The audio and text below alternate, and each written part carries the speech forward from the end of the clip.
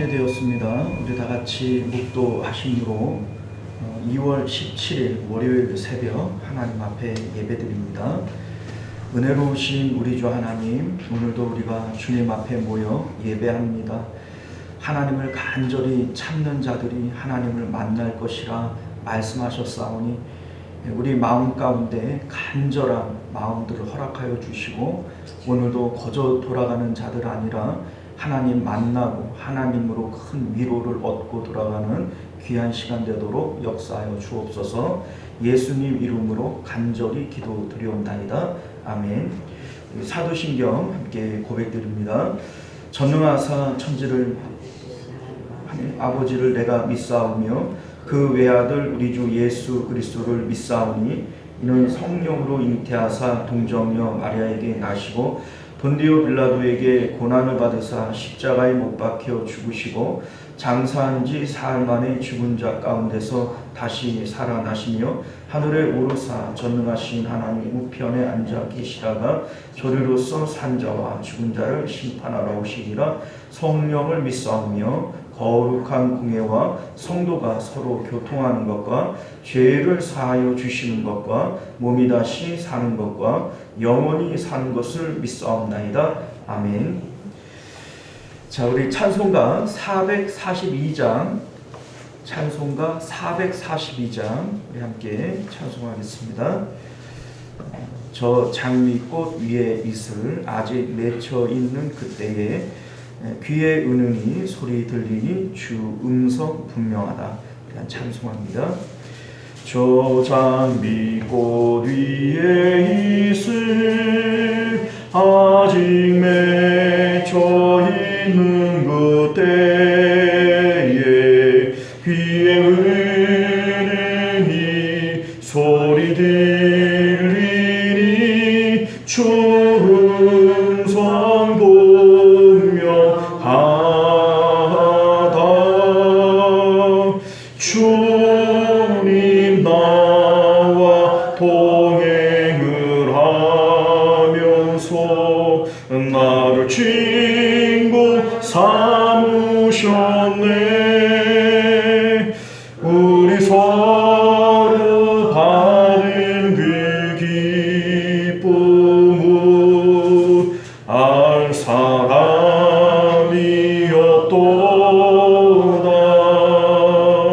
그 정한 주의 음성 우는 새도 잠잠케 한다. 내게 들리던 주의 음성이 늘 귀에 쟁쟁하다. 주님 나와 동행을 하면서 나를 친구 삼으셨네. 우리 서로 받은 그 기쁨은 알 사람이었도다.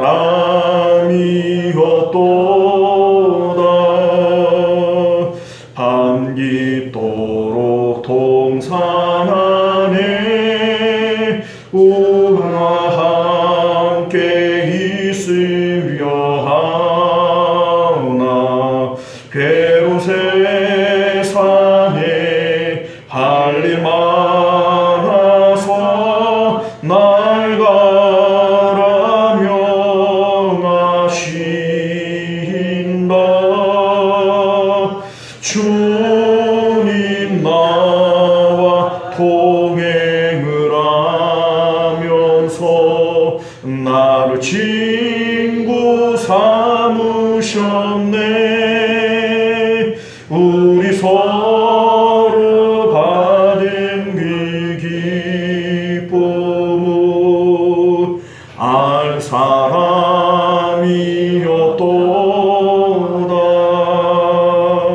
할렐루야. 자, 하나님 말씀 보겠습니다. 사도행전 22장 17절부터 17절부터 24절까지만 말씀 교독하여 읽겠습니다. 말씀이 딱 떨어지지는 않는데 그래도 같이 교독해서 읽습니다. 후에 내가 예루살렘으로 돌아와서 성전에서 기도할 때에 황홀한 중에 봄에 주께서 내게 말씀하시되 예루살렘에서 나가라 그들을 내게 주목하지 아니하지 하시니라. 내가 말하기를 주님 내가 주를 믿는 사람들을 가두고 또 각 회당에서 때리고 또 주의 중에 반지대로 내가 곁에서 전성을 그 죽이는 사람들의 옷을 지키는 나더러 또 이르시되 떠나가라 내가 너를 멀리 이방인에게로 보내리라 하셨느니라. 이 말은 뭐가지 그들이 듣다가 소리 지르되 이러한 자는 세상에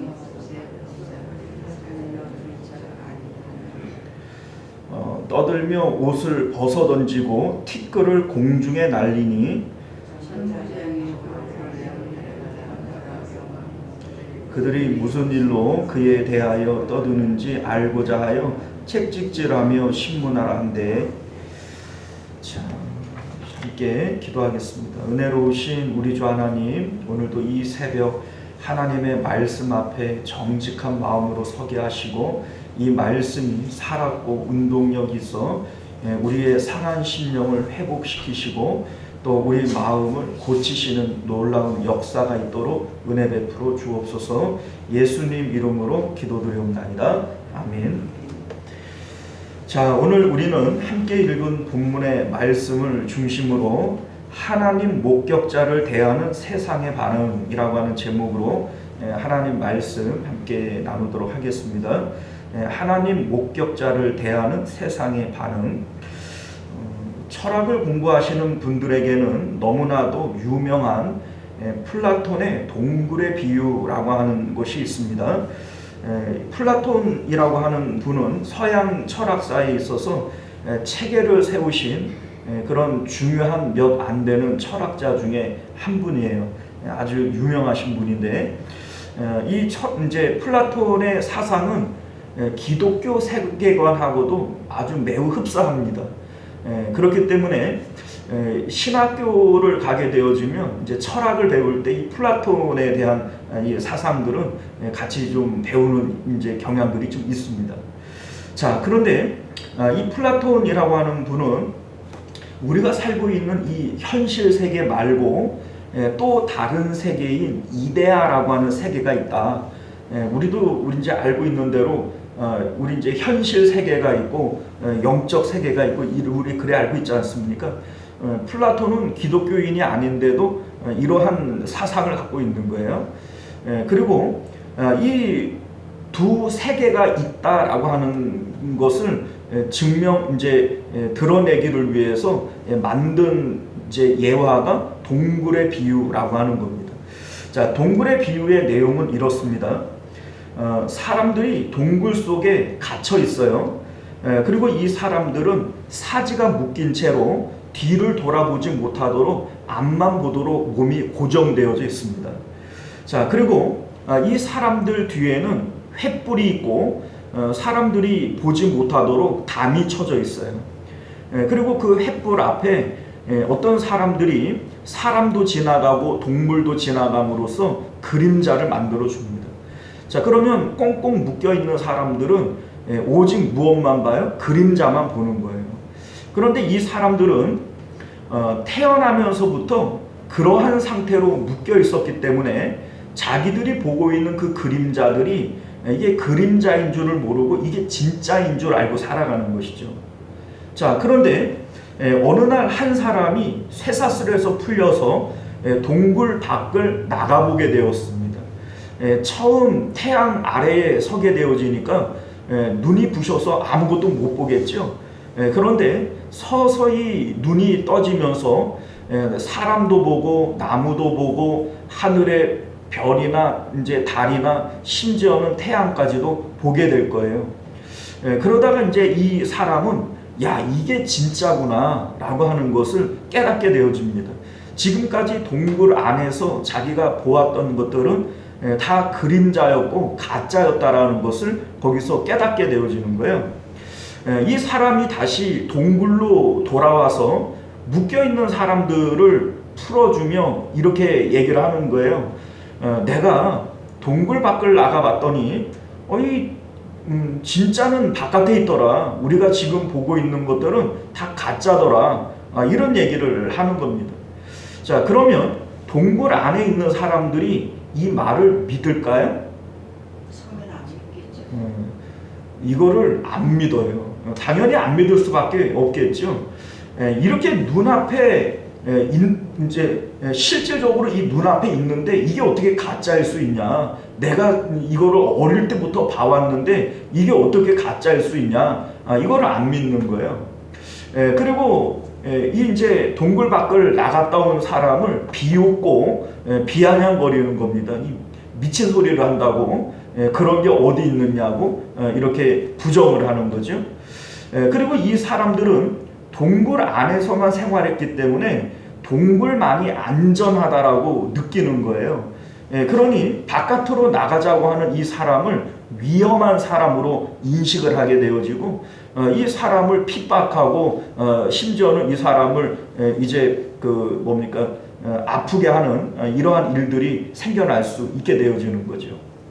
자, 이게 이제 동굴 비유의 내용인데 오늘 본문의 말씀을 읽다가 보면 딱 이렇게 플라톤의 동굴 비유의 내용이 연상이 되어지는 겁니다. 오늘 이제 본문에 나타난 이 사안과 이 동굴 비유의 내용이 기가 막히게 맞아 떨어진다는 겁니다.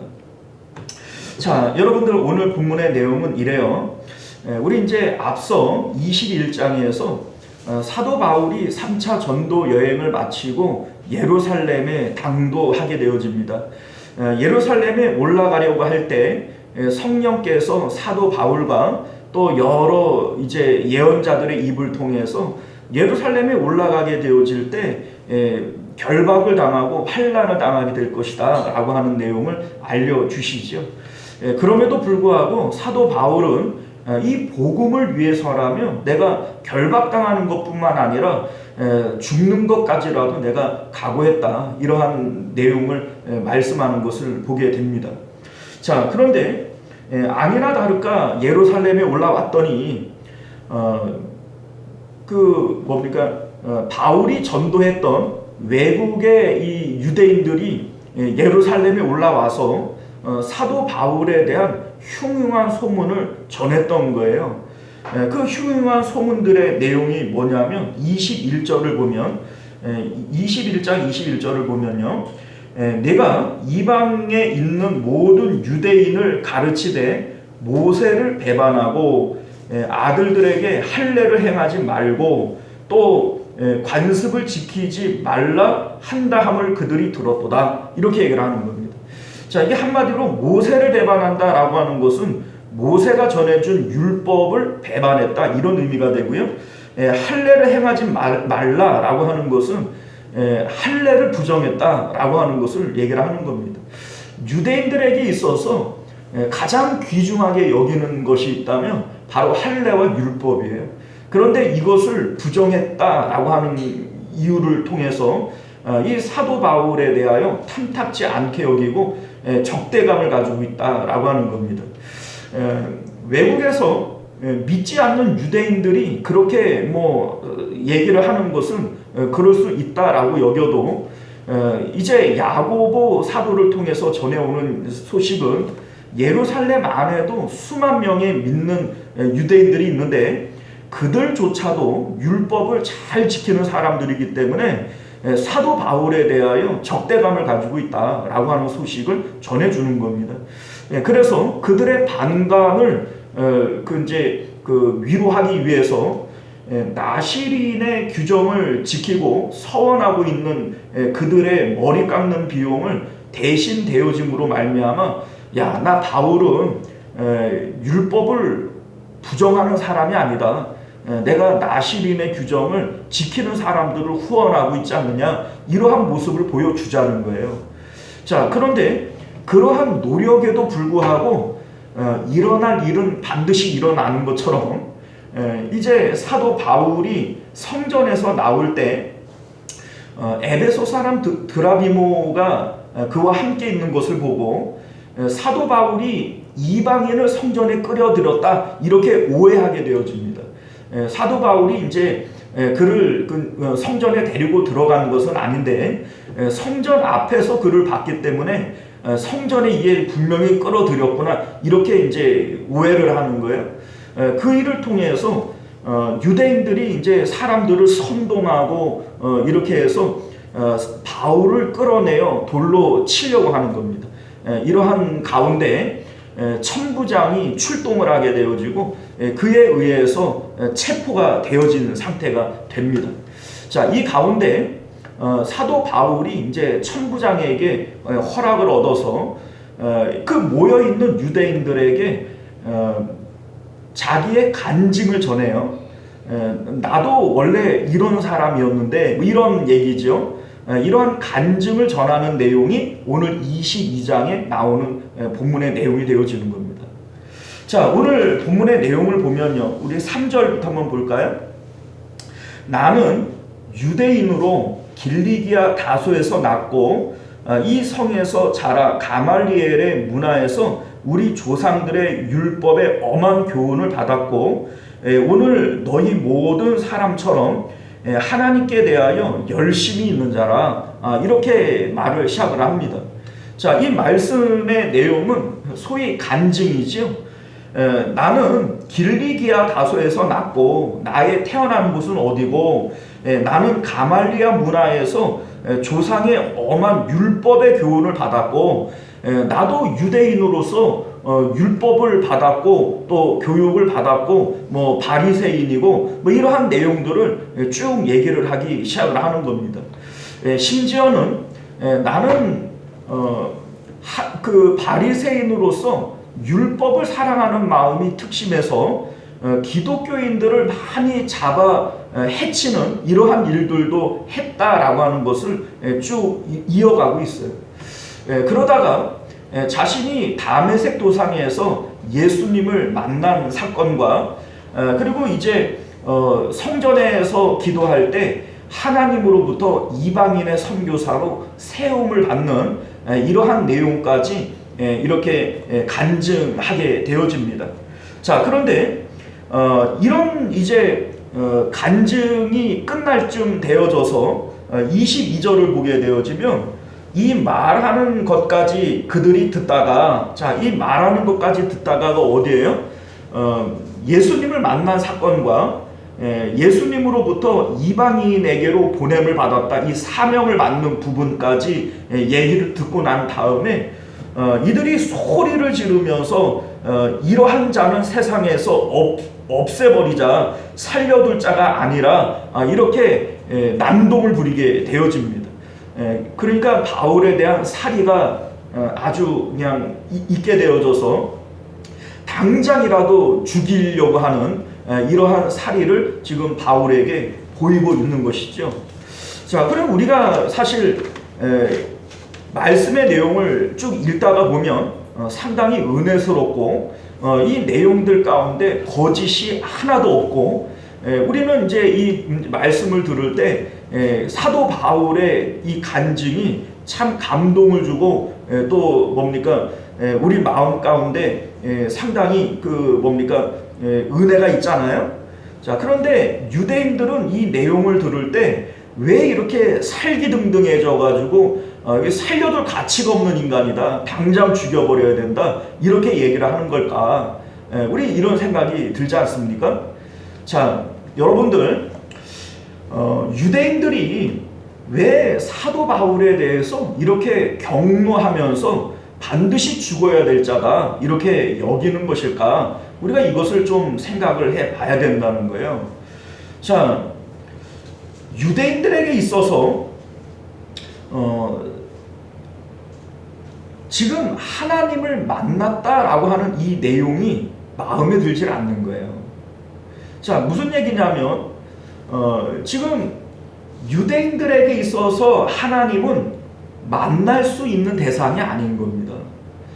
우리 이제 출애굽기 19장을 보면 하나님이 모세에게 율법을 주실 때 그 율법을 주시는 광경을 보게 되어지면 시내산 위에 시내산 꼭대기가 흑암으로 가득 차게 되어져요. 어둠이 임해요. 그리고 그 가운데 연기가 가득하게 되어지고 그 뭡니까 하나님께서는 그 중심에 불꽃으로 임하게 되어집니다. 그리고 땅이 진동하며 그 이제 번개가 번쩍번쩍 이렇게 비치게 되어져요. 사람들이 두렵겠지요. 근데 이 광경 가운데 하나님께서 너는 백성을 위하여 주위에 경계를 정하고 이루기를 너희는 산과 산에 오르거나 그 경계를 침범하지 말지니 산을 침범하는 자는 반드시 죽임을 당할 것이다. 이렇게 얘기를 하는 겁니다.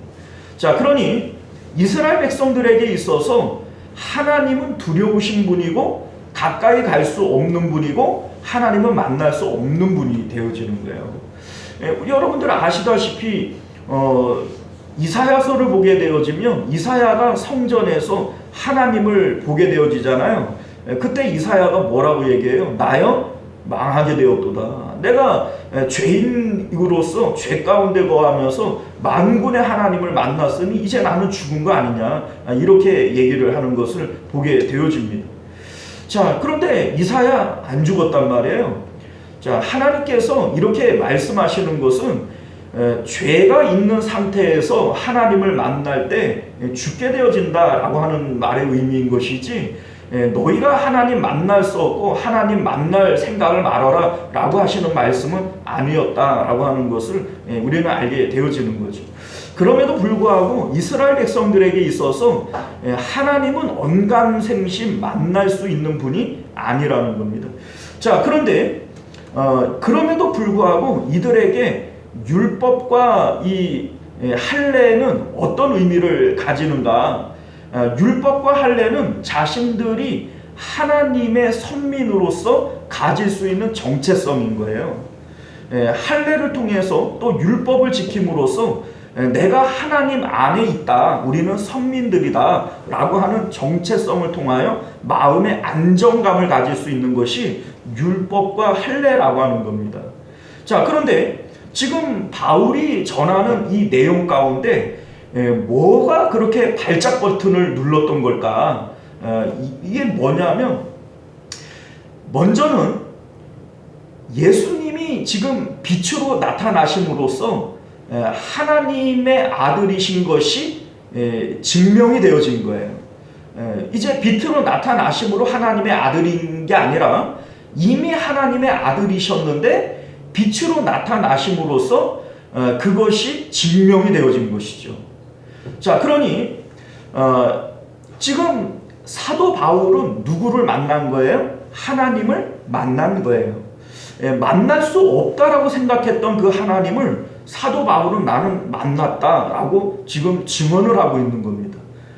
또한 그 하나님을 만날 때 자기들이 뭐 성전에 제사를 드리다가 내가 하나님을 만났네, 율법을 내가 잘 지켰더니 하나님이 만나주셨네, 이런 얘기를 했다면 조금 그래도 나을 텐데, 그죠? 자기가 픽박자로서 다메섹 도상에서 그 기독교인들을 핍박하기 위하여 가다가 하나님을 만났다는 거예요. 자, 그러니까 지금까지 자기들이 지켜왔던 율법, 할례 이러한 것들이 하나님을 만나는데 소용이 있었어요? 아무런 소용이 없었어요. 바울이 자기가 율법을 엄하게 지키는 가말리엘 문화의 바리새인으로서 기독교인들을 핍박하다가 길에서 하나님을 만났다는 거예요. 그러니까 자기들이 지켜오는 이 율법, 할례 이러한 것들이 아무짝에도 하나님 만나는 데에는 소용이 없었다라고 하는 것을 얘기하고 있는 것이죠. 거기다가 이들은 자기들이 선민이라고 하는 이 유대교의 종교 안에서 안정감을 느끼고 있는 사람들인데 이 복음을 이제는 이방인들에게 전하도록 사명을 받았다는 겁니다. 그러니까 지금까지 이 하나님은 누구 하나님이었어요? 우리 하나님이었는데 이 하나님을 이방인들에게 뺏기게 생긴 거예요. 자, 그러니 사도 바울의 이 전하는 이 이제 간증의 내용 가운데 이 정도 듣고 나니까 이건 이제 분이 안 풀리는 거예요. 우리가 들을 때는 상당히 은혜스러운 얘기지만 이 유대인들의 입장에서는 너 더 들을 가치도 없다. 이 바울은 반드시 죽일 자이지 살려둘 가치가 없는 인간이다. 이렇게 지금 평가를 하고 있다는 겁니다. 자, 여러분들 이 내용 가운데 우리는 앞서 얘기했던 플라톤의 동굴 예화에 대한 이 내용과 너무나도 겹치는 것을 우리가 깨닫게 되어지는 거예요. 지금 유대인들은 유대 종교라고 하는 이 동굴 안에 갇혀 있는 겁니다. 그래서 그 동굴 안에서 자기들이 보고 들은 것만이 이게 진짜라고 믿고 있는 거예요. 사도 바울은 지금 동굴 밖을 나가봤고 빛이신 예수님을 만나본 거예요. 지금 다시 들어와가지고 이들에게 내가 바깥에 나가봤더니 진짜 빛이신 예수님이 있더라. 너희가 지금 그 율법에 매여 있고 유대 종교 안에 갇혀 있는 이 동굴을 벗어나서 바깥에서 빛이신 예수님을 만나자. 뭐 이런 얘기를 하고 있는 거 아니에요. 그런데 지금 이들이 사도 바울을 미친 사람 취급을 하죠. 그리고 동굴 밖을 나가면 위험한데 왜 우리를 동굴 바깥으로 나가라고 얘기를 하느냐? 이런 얘기를 하면서 위험한 자라고 지금 이 사도 바울을 죽이려고 하고 있다는 겁니다. 자, 묘하게 겹치지 않아요? 그죠? 자, 여러분들, 우리는 지금 오늘 이 말씀을 통해서 종교 안에는 처음부터 구원이라고 하는 것이 있지 않습니다. 유대교가 처음부터 종교였느냐? 처음부터 종교는 아니었을 거예요. 종교라고 하는 것은 어느 순간인가 체계가 만들어지면서 종교가 되어진 것이지 종교 이전에 신앙이 있는 겁니다. 자, 보세요. 아브라함이 영광의 하나님을 만났어요. 그리고 그 영광의 하나님을 섬기며 따라갑니다. 자, 이거는 종교가 아니라 신앙이에요. 그런데 어느 날 이 신앙에 율법이 들어오고 뭐 제사법이 들어오고 제사장들이 만들어지고 뭐 이러면서 이게 뭘로 바뀌어버려요? 종교로 바뀌어버려요. 그죠? 자, 이 종교 가운데에는 구원이 없는 거예요. 오직 신앙의 구원이 있는 겁니다. 종교는 신앙을 유지하고 신앙을 더 깊게 만들기 위해서 필요한 껍데기에 불과한 것이지 이 껍데기 안에 구원이 있는 것은 아니라는 겁니다. 자, 그런데 지금 유대인들은 종교라고 하는 이 껍데기에 갇혀서 이 종교라고 하는 이 동굴 안에서 안정감을 누리고 있는 거예요. 신앙은 하나님을 직접 만나는 데 있어요. 아브라함이 영광의 하나님을 봤다 그랬잖아요. 그러면 아브라함도 하나님을 본 것이고 지금 바울도 하나님을 본 거예요. 자, 이 하나님을 보는데 신앙이라고 하는 것이 있는 것이고 구원이라고 하는 것이 있게 되어지는 겁니다. 그런데 지금 유대인들은 자신들이 율법을 지키고 있고 할례를 행했기 때문에 이러한 종교적 형식을 통하여 종교라고 하는 동굴 안에 있음으로써 우리는 안전하다라고 지금 안정감을 느끼고 있다라는 겁니다. 이게 자기들은 구원이라고 지금 착각하고 있는 거예요. 자, 여러분들, 이 내용이 오늘날 우리들에게도 똑같이 적용되어질 수 있습니다. 여러분들, 성경 말씀을 배우고 교리를 깨닫는 것에 구원이 있는 것이 아닙니다. 뭐 예수님을 믿으면 죄사함을 받는데 죄사함을 받으니까 나는 죄가 없으니까 나중에 죽을 때는 천국 들어가지 우리는 뭐 성경 공부를 통하여 교리 공부들을 통하여 이러한 것들을 깨닫게 되어지는 거예요. 그리고 그 교리라고 하는 종교라고 하는 것 안에서 마음의 안정감을 느끼는 거예요. 이게 종교예요, 여러분들. 그러나 여러분들 우리가 구원을 받는 것은 믿음을 통하여 신앙을 통하여 구원을 받는 것이고 이 신앙이라고 하는 것은 아브라함처럼 또 바울처럼 직접적으로 우리 마음이 하나님을 만나는 데 있는 것이지 교리 가운데 있는 게 아닙니다.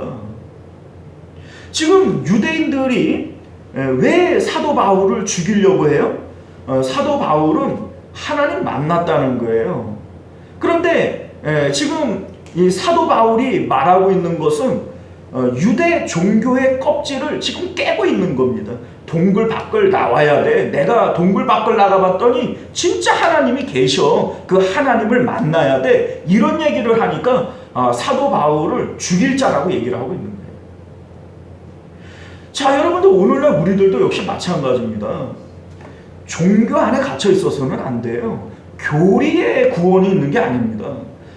이 교리나 또 뭐 교회나 이 종교라고 하는 것은 우리의 신앙을 돕기 위해서 있는 것이지 신앙이라고 하는 것은 우리 마음이 직접 하나님을 만나고 체험하는 데 있는 겁니다.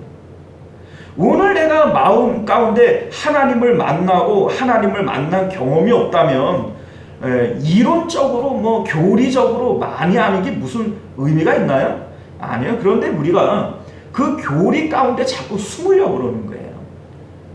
우리가 성경을 알고 뭐 교회에 내가 예배에 참석하고 성경 공부를 통해서 성경을 알고 이러한 것들이 우리 마음에 자꾸 안정감을 준단 말이죠.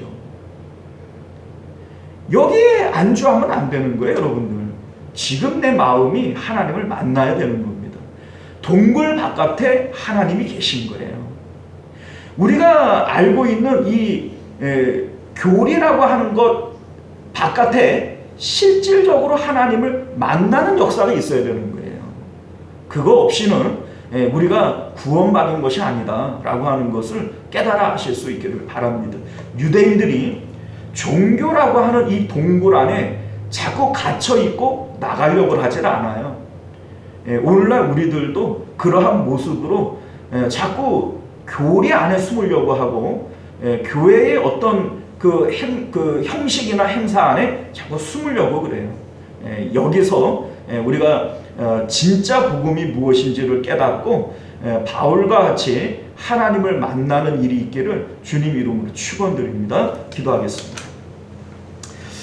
은혜로우시고 자비로우신 우리 주 하나님 감사합니다. 오늘도 우리가 주님의 복된 말씀을 통해서 사도 바울이 그렇게 목숨을 걸고 전하려고 했던 이 복음이 무엇인지를 우리로 깨달아 알게 하여 주옵소서. 사도 바울은 결박당할 뿐만 아니라 죽기까지 할지라도 내가 이 복음 전해야 되겠다. 그러한 각오를 통하여 지금 예루살렘에 올라와 있습니다. 그런데 유대인들은 왜 그러한 바울을 죽일 자라고 살려두지 못할 자라고 그렇게 경노하는 것입니까? 그들은 할례와 율법이라고 하는 종교 아래 숨어서 마음의 안정감을 누리고 있습니다. 사도 바울이 동굴 밖을 나가보자고 그곳에 진짜 빛이신 하나님이 계시다고 얘기를 하니 안전한 동굴을 빠져나가는 그것을 두려워해서 사도 바울을 죽이려 하는 겁니다. 우리 하나님, 오늘날 우리들도 교회의 교리나 교회 안에 숨지 않기를 원합니다.